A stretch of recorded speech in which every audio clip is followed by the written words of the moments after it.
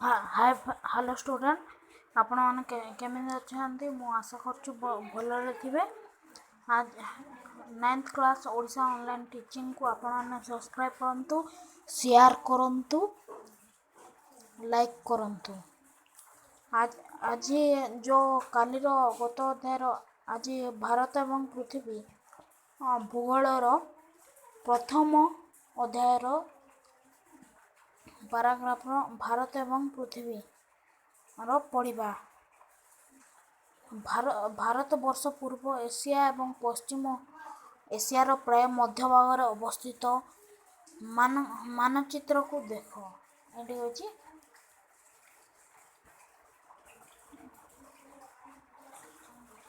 भारत और एशिया देखो भारत इटा और पृथ्वी रे भारत अवस्थित मैप ये देखु कि आम भारत रही। तो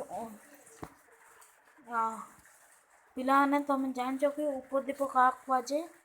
उपद्वीप जो संकीर्ण भूखंड अति तार 3 जलराशि द्वारा बेष्टित घेरी रही थाए ताकू उपद्वीप कहुए। कौन जो संकीर्ण भूखंड अति तार 3 दिगपटे जलराशि घेरी रही ताकू उपद्वीप कहुए। यहाँ मेन पॉइंट आपण नोट करने।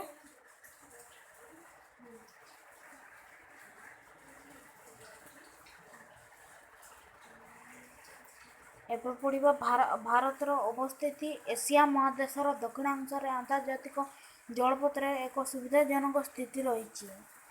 कौन भारतर अवस्थिति भारत पृथ्वीर मैप रे अवस्थिति तार अवस्थिति जोटी अच्छी एशिया महादेशर आमर एशिया महादेशर दक्षिणांश माने दक्षिण पटर अंतर्जातिक नेशनल जलपथर एक सुविधाजनक स्थिति रही। देश रे दक्षिण भाग क्रमश अणअसारिया रही समुद्र आड़ को लंबी जाइए। देश रे आम एटी देख पार्थिबा आम भारतटा तार ओडिशा भागटा तार समुद्र जल परिपूर्ण रही। तेणु आम देश को दक्षिण भाग को क्रमश अणअसार हो समुद्र आड़ा को लंबी।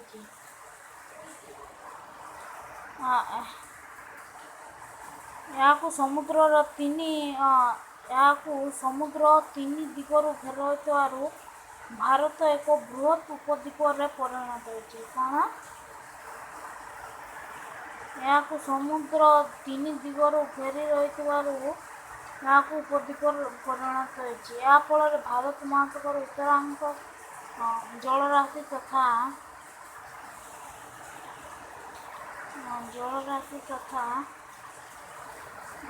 तथा आरब सागर विभाजित होती। कौन पिला माने ये बुझंतु देखंतु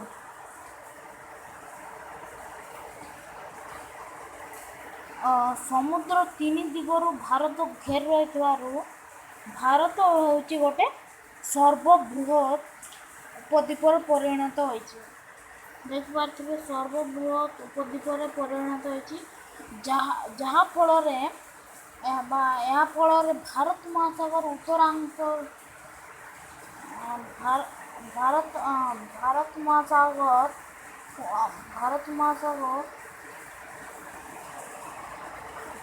भारत महासागर उत्तरांशटी 2टी विस्तीर्ण जलराशि को नहीं यथा बंगोपसागर और अरब सागर को नहीं रही। देख पार्थिबे पिला अरब सागर विभाजित होती। उत्तर दिगरे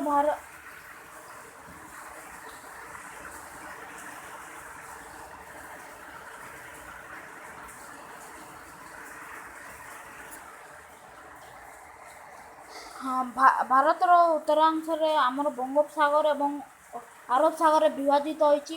ଉତ୍ତର ଦିଗରେ ଭାରତର ସୁଉଚ୍ଚ ପର୍ବତମାଳା ବା ଏସିଆର ଅନ୍ୟାନ୍ୟ ଦେଶଗୁଡ଼ିକ ଅଲଗା ଅଲଗା ରହିଛି।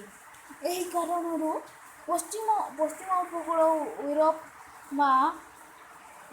କୂଳରୁ ପୂର୍ବ ଏସିଆଗୁଡ଼ିକ ଜଳପଥର ସମ୍ପର୍କ ସ୍ଥାପନ ହୋଇପାରିଛି। ଏହାର ଅର୍ଥ କ'ଣ?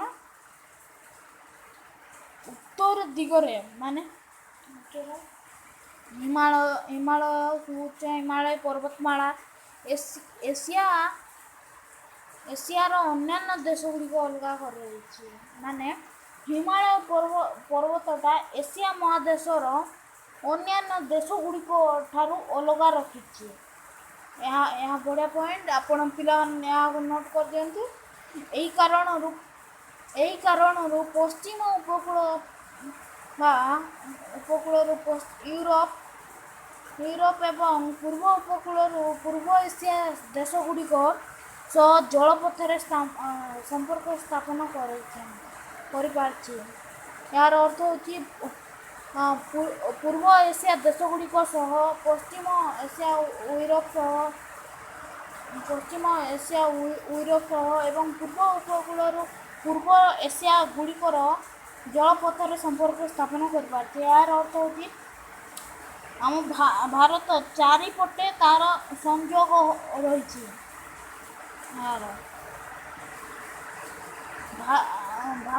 ଭାରତ ମହାସାଗର ଉପକୂଳ ଅନ୍ୟ ଦେଶର ଉପକୂଳ ସୀମାରେଖା ଭାରତ ଉପକୂଳ ଭଳି ଦୈର୍ଘ୍ୟ ନୁହେଁ। ତେଣୁ ଭାରତ ମହାସାଗରକୁ ନାମକରଣ ଆମ ଦେଶରେ ନାମାନୁସାରେ ଯଥାର୍ଥ ହୋଇଛି। ପୃଥିବୀର ଅନେକ ଦେଶଗୁଡ଼ିକ ସହିତ ଭାରତର ସମ୍ପର୍କ ଯୁଗ ଯୁଗ ଧରି ରହିଆସିଛି। ସ୍ଥଳପଥରେ ସମ୍ପର୍କରେ ଜଳପଥ ଦ୍ୱାରା ସ୍ଥାପିତ ସମ୍ପର୍କ ବହୁ ପୂର୍ବରୁ ହୋଇଥିଲା। ଉତ୍ତରସ୍ଥ ପାର୍ବତ୍ୟ ଅଞ୍ଚଳ ଥିବା ଅନେକ ଗିରିପଥ ଓ ପ୍ରାଚୀନ ପରିବ୍ରାଜକ ପଦଯାତ୍ରା ଯିବା ଆସିବା ପାଇଁ ସୁଯୋଗ ଦେଇଥିଲା, ମାତ୍ର ଜଳପଥର ପ୍ରଥମାବସ୍ଥାରେ ଅନ୍ତରାୟନ ହୋଇନଥିଲା। ଏହାର ଅର୍ଥ ହେଉଛି ବହୁତ ପୂର୍ବ କାଳରେ ପାର୍ବତ୍ୟ ଅଞ୍ଚଳମାନଙ୍କୁ ଗାଡ଼ି ମଟରର କିଛି ସୁବିଧା ନଥିଲା। ସେମାନେ ପାଦଚାଲା ରାସ୍ତା ଅବଲମ୍ବନ କରୁଥିଲେ। ଏହି ପାରାଗ୍ରାଫର ଏହାର ଅର୍ଥ ଏହିସବୁ ଗମନାଗମନ ପଥ ବାଣିଜ୍ୟ କାରବାର ଓ ଭାବନା ଆଦାନ ପ୍ରଦାନ ସହିତ ସାଂସ୍କୃତିକ କ୍ଷେତ୍ରରେ ପ୍ରାଚୀନ କାଳରୁ ମୁଖ୍ୟ ଭୂମିକା ଗ୍ରହଣ କରିଆସିଛି। ଏହିସବୁ ଗମନାଗମନ ପଥ ବାଣିଜ୍ୟ କାରବାରରେ ଭାବରେ ଆଦାନ ପ୍ରଦାନ ସହିତ ସାଂସ୍କୃତିକ କ୍ଷେତ୍ରରେ ପ୍ରାଚୀନ କାଳରୁ ମୁଖ୍ୟ ଭୂମିକା ଗ୍ରହଣ କରିଆସିଛି। ଫଳତଃ ରାମାୟଣ ଉପନିଷଦ ତଥ୍ୟ ଭାରତୀୟ ସଂଖ୍ୟା ଓ ଦଶମିକ ବ୍ୟବସ୍ଥାରେ ବହୁତ ଦୂର ଦେଶରେ ପହଞ୍ଚି ପାରିଲାଣି। ଏହାର ଅର୍ଥ ହେଉଛି ଭାରତ ହେଉଛି ଏହି ଦେଶ ଯେଉଁଠି ପ୍ରଥମେ ଗମନାଗମନ ପଥ ବାଣିଜ୍ୟ କାରବାର ଓ ଆଦାନ ପ୍ରଦାନ ଶୀଘ୍ର ହୋଇପାରିଥିଲା। ଫଳତଃ ପ୍ରଥମେ ଏହାର ରାମାୟଣ ଉପନିଷଦ ତତ୍ତ୍ୱ ପଞ୍ଚତନ୍ତ୍ର ଗଳ୍ପ ଭାରତୀୟ ସଂଖ୍ୟା ଓ ଦଶମିକ ବ୍ୟବସ୍ଥା ବହୁତ ଦୂର ଦେଶରେ ପହଞ୍ଚି ପାରିଲା। ଦେଖନ୍ତୁ ଏଇଟା ନୋଟ୍ ପଏଣ୍ଟ, ଆପଣମାନେ ପିଲାମାନେ ଏହାକୁ ନୋଟ୍ କରିଦେଇଥିବେ। ହଁ, ଭାରତୀୟ ମସଲା ଓ ମସଲିନ୍ ଏବଂ ଅନ୍ୟାନ୍ୟ ପଣ୍ୟଦ୍ରବ୍ୟର ବ୍ୟବସାୟ ଅନ୍ୟ ଦେଶରେ ହୋଇପାରିଲା। ପ୍ରାଚୀନ କାଳରୁ ଆରବ ଓ ୟୁରୋପୀୟ ବଣିକମାନେ ଭାରତର ବାଣିଜ୍ୟ କାରବାର ପାଇଁ ଆସି ଏଭଳି ବସବାସ କରିଛନ୍ତି।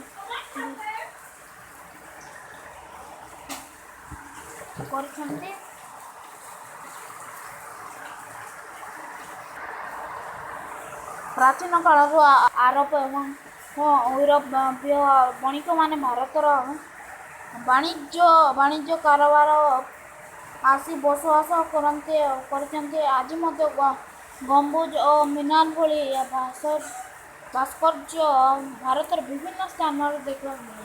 ଏହା ହେଉଛି ଆମ ଇତିହାସ ଏ ସେଭେନ୍ଥ ବା ଏଇଥରେ ଇତିହାସ ପଢ଼ିଥିବ, ସେଠାରେ ଗମ୍ବୁଜ ମିନାର ଭଳି କିଛି ଦୃଶ୍ୟ ଦେଖିବାକୁ ଭାରତରେ ମିଳିଛି। ପ୍ରଦତ୍ତ ମାନଚିତ୍ରକୁ ଲକ୍ଷ୍ୟ କର ଯେ ଭାରତର ପୂର୍ବ ପଶ୍ଚିମ ଉତ୍ତର ଦକ୍ଷିଣ ବିସ୍ତାର ପ୍ରାୟ ସମାନ ହେଲେ 30°। ପିଲାମାନେ ମୋ ଚ୍ୟାନେଲକୁ ସବସ୍କ୍ରାଇବ୍ କରନ୍ତୁ, ଲାଇକ୍ କରନ୍ତୁ।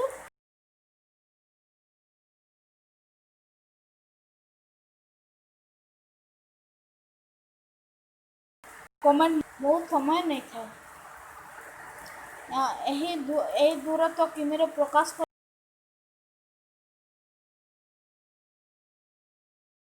ବିସ୍ତାର କରି ପୂର୍ବ ପଶ୍ଚିମ ବିସ୍ତାର କରି 3000 ପ୍ରାୟ 3200 କିମି ଏପରି ବ୍ୟବଧାନ ରହିଛି। ଏତିକି ରହିଛି। ଧନ୍ୟବାଦ। ଆମ ଚ୍ୟାନେଲକୁ ସବସ୍କ୍ରାଇବ୍, ଲାଇକ୍, ସେୟାର କରନ୍ତୁ। ଆପଣ ସାଙ୍ଗମାନେ ଯଦି ଆମ ହ୍ୱାଟ୍ସଆପ୍ ଗ୍ରୁପ୍ରେ ଜଏନ୍ ହେବାକୁ ଚାହୁଁଛନ୍ତି, ତେବେ ମୋ ହ୍ୱାଟ୍ସଆପ୍ ମୋର ନମ୍ବରଟା ନିଅନ୍ତୁ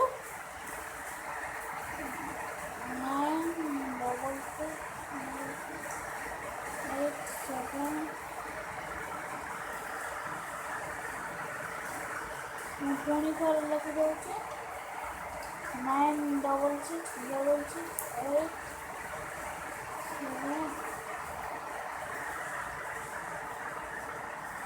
9667258882।